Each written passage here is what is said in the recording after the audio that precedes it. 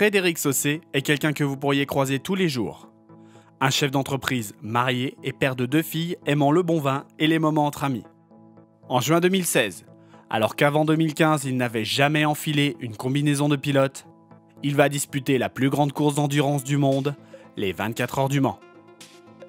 Privé de l'usage de ses jambes et d'une partie de ses bras après avoir contracté un staphylocoque, il pilote aujourd'hui une Ligier JS 53 en championnat V2V. Il évoque avec nous les progrès qu'il a réalisés depuis le début de la saison.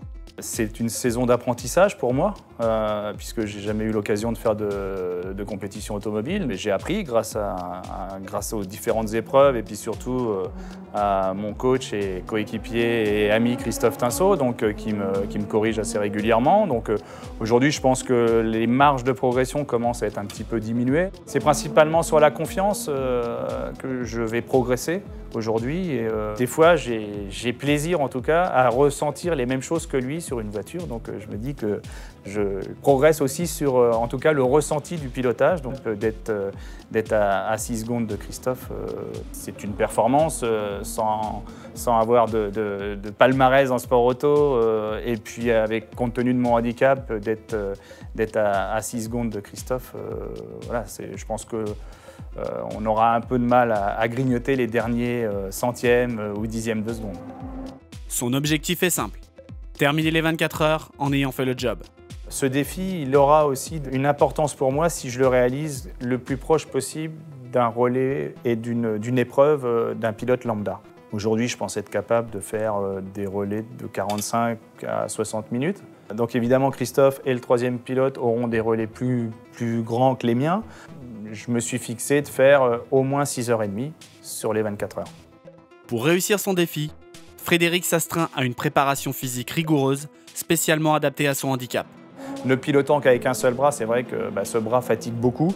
Le physique va avoir une limite à un moment donné. J'ai beaucoup de tendinite, j'ai beaucoup de choses comme ça, donc c'est vrai que j'ai besoin d'un suivi qui est permanent. Donc il y a de la musculation pure et dure qui est faite autour de ce bras, des jambes et puis surtout du cou. Je nage environ 1 heure et quart par jour. Et puis je me suis fait développer un vélo spécifique qui me permet aussi de continuer le cardio sur la période automnale et hivernale. Donc on essaie d'avoir quelque chose de plus complet possible et qu'on adapte au fur et à mesure. En plus de son rôle de pilote, il assure la coordination de l'intégralité du projet et supervise son avancement. La voiture sera engagée sous SRT 41. Je pense que c'est une suite logique de tout ce qui s'est passé depuis un petit peu plus d'1 an. On-Road est évidemment, par le biais de Jacques Nicolet, un partenaire important du défi. La voiture sera développée donc probablement chez On-Road à Manicourt. D'autant qu'on a une équipe ici avec laquelle on a l'habitude de travailler, qui connaît bien mes spécificités, qui connaît bien notre fonctionnement.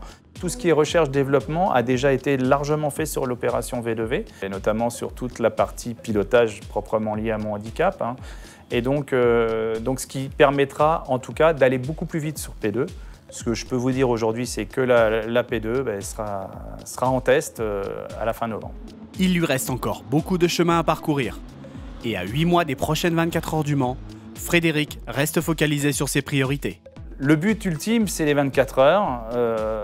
Donc le programme sur les 24 heures débute maintenant. On a toutes les autorisations, on a le box 56. Je serais tenté de dire tous les feux sont au vert, sauf toujours cette histoire du financement qui est encore à l'orange. Tel que j'imagine le projet, c'est de boucler mon budget et de me permettre le luxe de le choisir, mon 3e pilote. La catégorie de pilote que je souhaite, c'est un copier-coller de Christophe Tinsault. Donc, Christophe était là depuis le premier jour. On partage beaucoup de choses en commun. Et puis aujourd'hui, c'est pas un coéquipier, c'est avant tout un ami et après, il est coéquipier. Donc évidemment, Christophe sera là tout au long de l'aventure et j'espère qu'on trouvera d'autres idées pour la suite. Mais pour l'instant, rien n'est défini. Et je pense que voilà, l'idée, elle est surtout de se concentrer sur le bouclage du budget. Et là, ce sera plus. Après, le 3e pilote, ça viendra tout seul. L'ACO et la FIA sont des soutiens importants du projet. Mais malgré cela, Frédéric éprouve des difficultés pour attirer les sponsors. Je pensais que cette officialisation qui était faite par Pierre Fillon et Vincent Beauménil à l'occasion de la conférence de presse allait déclencher d'autres partenaires. et d'autres partenariats et ça reste assez timide. Alors je compte sur un dernier levier qu'on a mis en place il y a une quinzaine de jours. J'ai réussi à obtenir une fondation qui s'appelle Fondation Frédéric Sausset, ma course à la vie.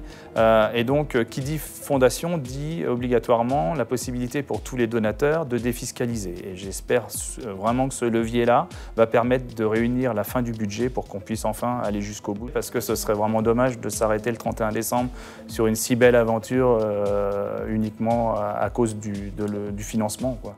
Comme pour les autres team managers, le parcours de Frédéric Sausset est semé d'embûches jusqu'au Mans.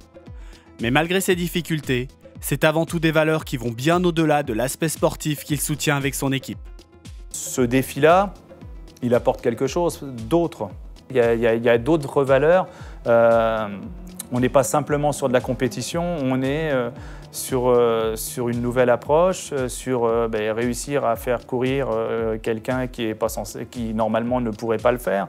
En discutant avec toute l'équipe assez régulièrement, eux trouvent que ça a vraiment une valeur ajoutée supplémentaire, ce défi-là, et ça les intéresse et ça leur plaît beaucoup. Donc il y a une vraie synergie entre tout le monde. J'espère en tout cas que par ma participation à ces 2 championnats, j'aurai ouvert une réelle brèche dans le sport automobile pour les personnes à mobilité réduite. Depuis leur création, les 24 heures du Mans ont été le théâtre de fantastiques aventures humaines et technologiques. En 2016, ce sera au tour de Frédéric Sausset d'ouvrir un nouveau chapitre dans l'histoire de cette course qui, malgré les années, garde toujours l'esprit des pionniers de l'automobile.